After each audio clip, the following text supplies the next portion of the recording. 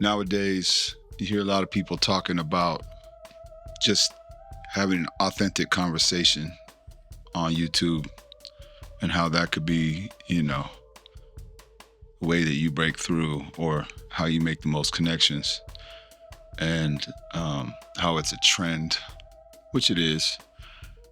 And honestly, I prefer it as well. I want to hear someone talk. I don't care if you make a mistake or two. You don't have to have a perfectly polished broadcast for me to want to listen to what you have to say. As long as you're saying something intelligent or real that I could relate to. And I think the problem that I see today is that in real life, a lot of people aren't authentic. They're not their true selves.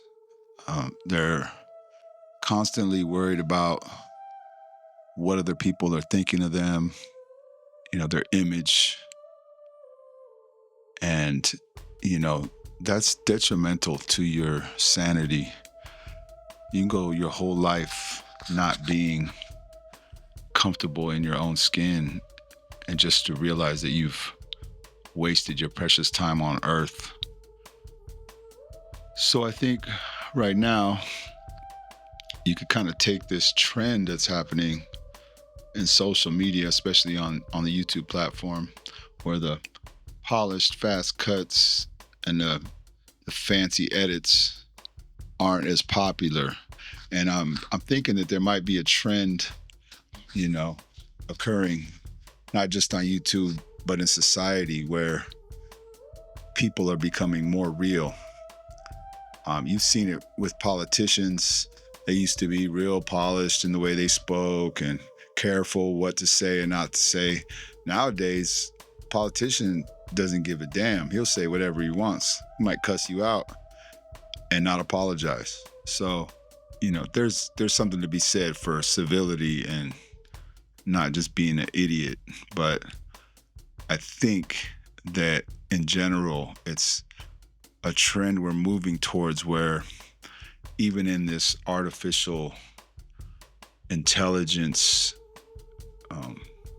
awakening that we have in our society, that as the technology and the tools we use become more advanced in their artificial intelligence, that it's important that we become as real and as tangible and as human as possible, that we keep our